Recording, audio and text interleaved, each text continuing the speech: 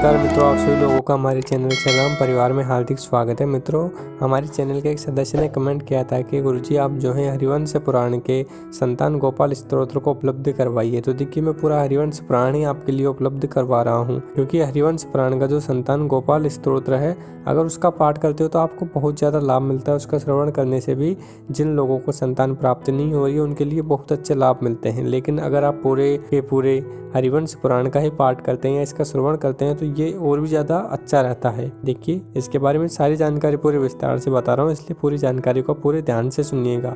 और चैनल को अगर सब्सक्राइब नहीं किया है तो कृपया करके सब्सक्राइब कर लीजिए, क्योंकि इस चैनल पर इसी तरीके की धर्म अध्यात्म से जुड़ी हुई जानकारी और कई प्रकार की पुस्तकें और कई प्रकार की साधनाएं आपको उपलब्ध करवाता हूँ। देखिए, हरिवंश पर्व जो है महाभारत ग्रंथ का अंतिम पर्व है और महाभारत ग्रंथ को जो है 100 पर्वों वाला ग्रंथ बताया गया है और इसके अंतिम 3 पर्व जो हैं हरिवंश ग्रंथ के अंतर्गत सम्मिलित किए गए हैं। अब देखिए, मैं कई बार हरिवंश ग्रंथ बोल रहा हूँ, कई बार हरिवंश पर्व बोल रहा हूँ, कई बार हरिवंश पुराण भी बोल रहा हूँ, तो आप बिल्कुल भी परेशान मत होइएगा। हरिवंश पुराण को जो है हरिवंश पर्व या हरिवंश ग्रंथ के नाम से भी जाना जाता है और इनको अलग अलग नामों से क्यों जाना जाता है इसका भी मैं आपको पूरा कारण बताऊंगा। तो देखिए, जैसे वेद विहित सोम याग उपनिषदों के बिना सांग उत्पन्न नहीं होता, वैसे ही महाभारत पारायण जो है वो भी हरिवंश पारायण के बिना पूर्ण नहीं होता।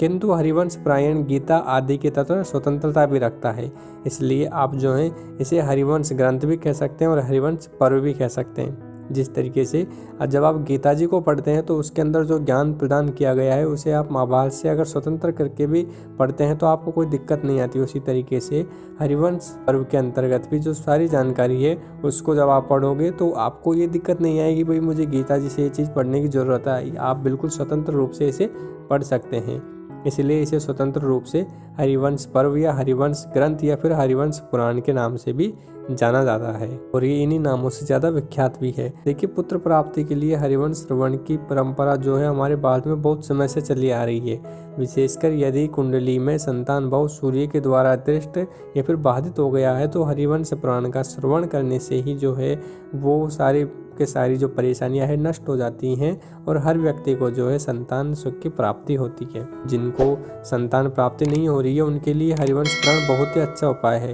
देखिए, अगर आप हरिवंश पुराण को नहीं पढ़ सकते हैं क्योंकि ये बहुत ज़्यादा बड़ा है और हरिवंश ग्रंथ को सुन नहीं सकते हैं या फिर पढ़ नहीं सकते हैं, तो आप जो है इसके अंदर जो संतान गोपाल स्तोत्र दिया गया है उसका भी पाठ करते हैं तो वो भी आपको जो है संतान प्राप्ति के लिए बहुत ज़्यादा लाभदायक रहता है। देखिए, इसके सुनने की बहुत बड़ी महिमा है। इसे केवल संतान प्राप्ति नहीं होती बल्कि अगर कोई व्यक्ति हरिवंश पुराण को सुनता है तो जो फल 18 पुराणों को सुनने से मिलता है वो अकेले इस पुराण को सुनने से आपको मिल जाएगा। तो हरिवंश पुराण जो है कोई छोटी मोटी चीज़ नहीं है, बहुत ही अच्छा और धार्मिक ग्रंथ है। अब देखिए, इसके अंदर जो है भगवान श्री कृष्ण के जन्म के बारे में बताया गया, उनकी जो सारी लीलाएं थी वो हरिवंश पुराण में आपको देखने को मिलेगी।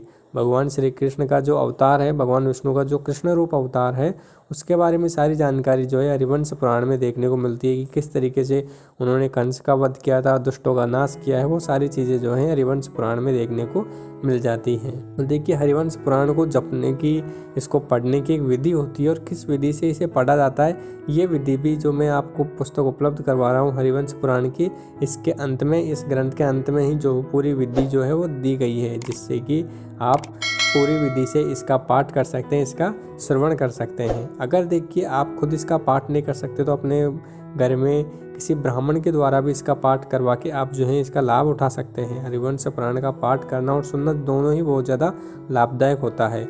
जब आप इसे पढ़ोगे या सुनोगे तो आपको खुद इसके फ़ायदे अनुभव होने लगेंगे, क्योंकि हरिवंश पुराण जो है भगवान श्री कृष्ण के जन्म से संबंधित सारी जानकारी उपलब्ध करवाता है, उनके सभी लीलाओं के बारे में जानकारी उपलब्ध करवाता है। और जो भगवान श्री कृष्ण के भक्त हैं वो तो भगवान श्री कृष्ण की महिमा सुनते हैं तो बिल्कुल आनंदमय हो जाते हैं। और जब आप भी इस लीला को सुनोगे तो आप भी बिल्कुल आनंदमय हो जाओगे और आपकी सभी प्रकार के दुख दर्द, सभी परेशानियाँ जो है वो नष्ट हो जाएंगी।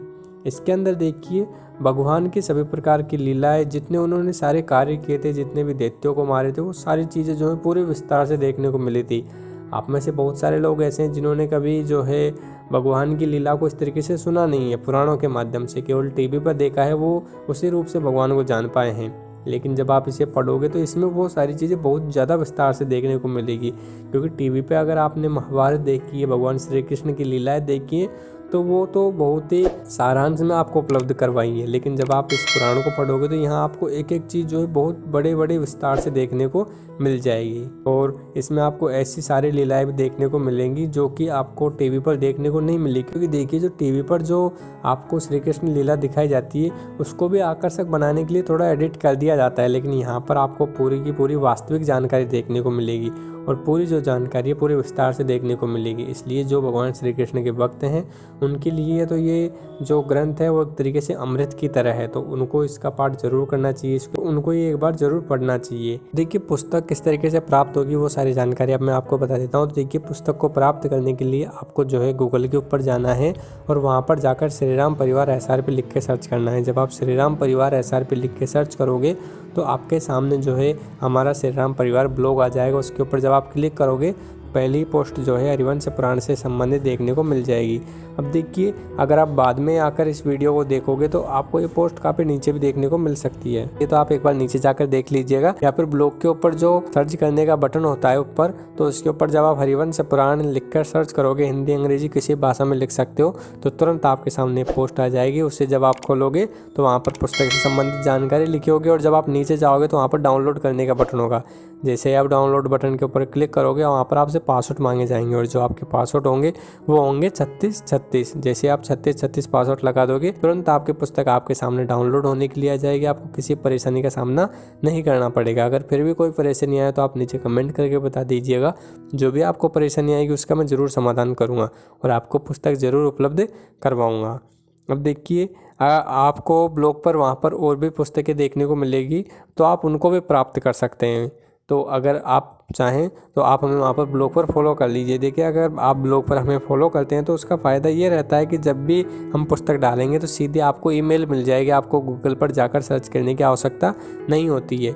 इसलिए आप हमें वहाँ पर फॉलो कर लीजिएगा, जिससे कि जैसे हम पुस्तक उपलब्ध करवाएं तुरंत आपको जो है इसकी ईमेल मिल जाएगी और आपको पुस्तक प्राप्त हो जाएगी। अगर कोई परेशानी आए तो आप हमें नीचे कमेंट करके बता दीजिएगा। और देखिए हरिवंश पुराण की सारी जानकारी आपको उपलब्ध करवाइए। इसको पढ़ने से सुनने से इतना ज़्यादा लाभ मिलता है कि और किसी चीज़ से नहीं मिलता होगा। जितने भी 18 पुराण हैं उन सभी को अगर आप सुनोगे तो वो लाभ जो है केवल इसको सुनने से ही मिल जाता है। इसलिए इसको आपको जीवन में एक बार ज़रूर पढ़ना चाहिए। तो आप इस पुस्तक को ज़रूर प्राप्त कीजिएगा।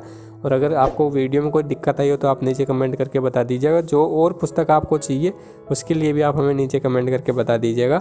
जो भी आपकी पुस्तक होगी, जो भी आपके विषय होंगे, उनके ऊपर हम वीडियो ज़रूर बनाएंगे। एक छोटा सा निवेदन करते हैं कि अगर आपको हमारा ये कार्य अच्छा लग रहा है तो कृपया करके चैनल को तो सब्सक्राइब कीजिए, लेकिन घंटी के बटन को चालू ज़रूर कीजिएगा, क्योंकि घंटी के बटन को चालू नहीं करोगे तो हमारे द्वारा प्रदान की गई कोई भी जानकारी, कोई भी सामग्री आपको नहीं मिल पाएगी।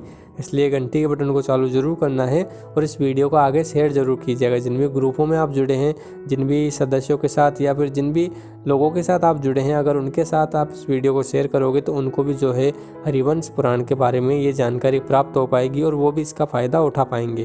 तो इस वीडियो को आप ज़रूर अपने फेसबुक पे, इंस्टाग्राम पे या फिर व्हाट्सएप पे, जहाँ पर भी आप जुड़े हुए हैं वहाँ पर ज़रूर इसको शेयर कीजिएगा।